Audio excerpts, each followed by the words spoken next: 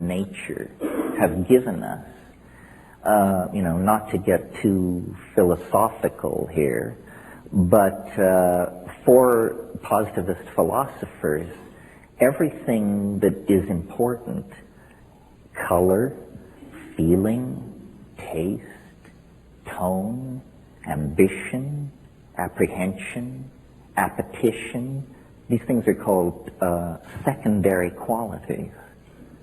In other words, they're peripheral.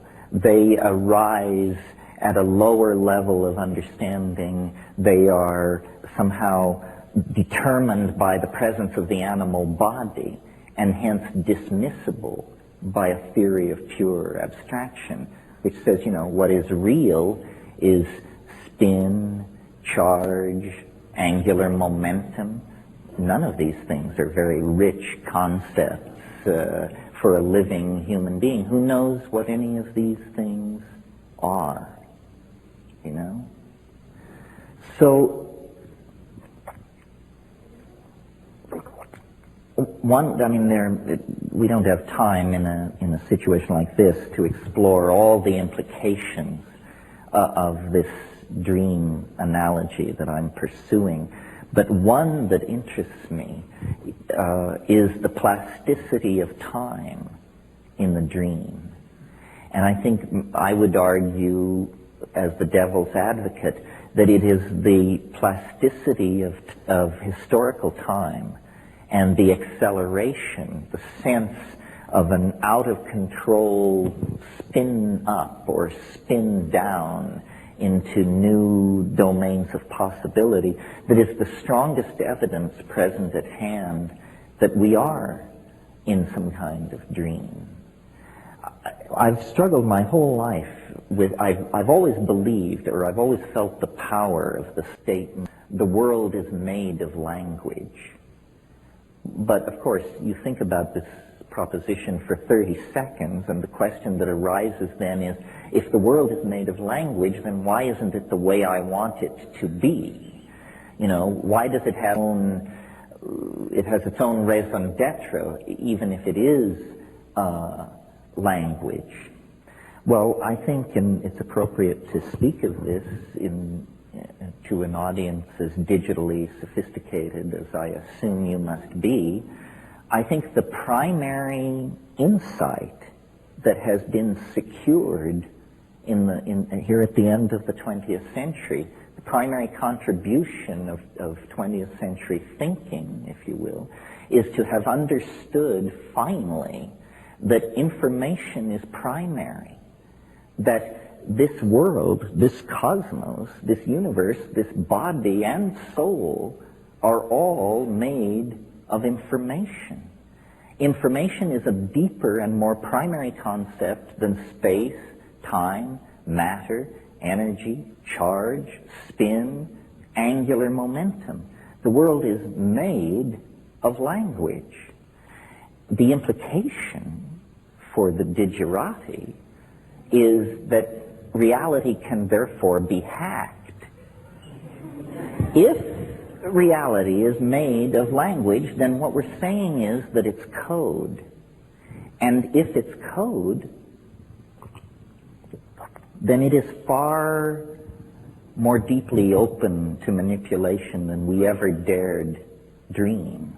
We've been messing around on the desktop, opening files with religions and political systems and xenophobic theories of racial superiority, all this crap that haunts the human historical adventure. It means we have not addressed the deeper levels. And in thinking about this and the relationship to dream and human culture, I have realized that cultures are like operating systems. We are like hardware. The human animal is a piece of biological wetware / hardware. And it has been, we know, pretty much as we confront it today for at least 140,000 years. At Klassus River cave mouth in South Africa, they have excavated Homo sapiens sapiens skeletons 100,000 years old, and that person could have sat in the front row here tonight and nobody would have batted an eyebrow. So the human hardware has been in place for a while. What has changed rapidly in comparison to the rates of biological evolution are the operating systems. The people who excavated Ur, which was at that time thought to be the world's first city, and in any case is a city 7 millennia old, when they excavated the central plaza at Ur, they discovered that a black basaltic slab had been set up there by the earliest kings of Ur, and that was the cultural operating system.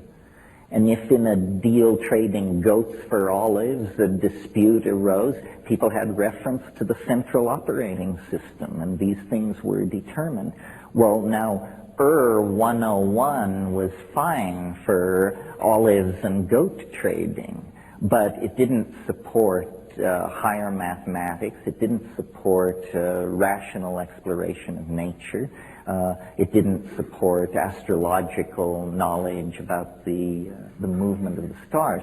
As we have gone forward through culture, we have swapped out these operating systems. And at each swap out, there has been a lot of hair pulling and cussing and screaming. Anyone who has installed a new operating system is completely familiar with that sickening from the bowels kind of coldness, as you realize it all hangs by a thread. Now, this situation, or this operating system metaphor, I think is a useful one for understanding, and again, the circle closes, the balkanization of epistemology that causes me such anxiety. If you meet an Aboriginal person from the Amazon, for example, they may be running Witoto 3.0 as their operating system. Nicely supports animistic magic, huge capacity when it comes to making fish traps and bird traps.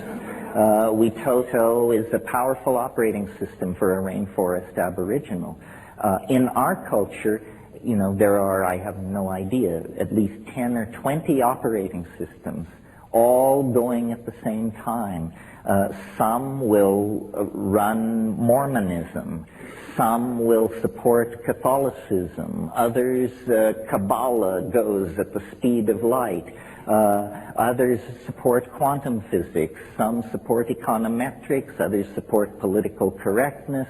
And these things are mutually exclusive.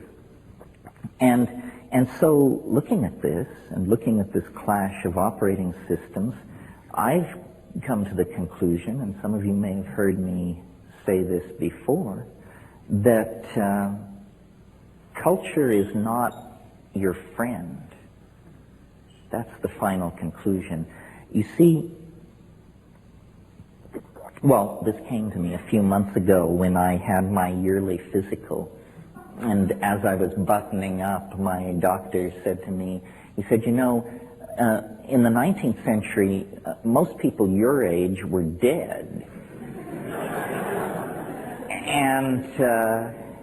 And I realized that this was true, and that among all the revolutions that we are enduring, one of them is that we live nearly twice as long as people lived very recently in the past. Well, culture is a kind of neoteny. And I don't want to belabor that at great length, but for those of you who are not biologists, neoteny is the retention of juvenile characteristics into adulthood. It's used to describe animal behavior. For instance, I'll give the most spectacular example of neoteny. There is a kind of animal which lives in ponds in Africa, and it reproduces like a fish. It lays eggs on the bottom of these ponds. More fish-like animals come from these eggs, and so forth. However,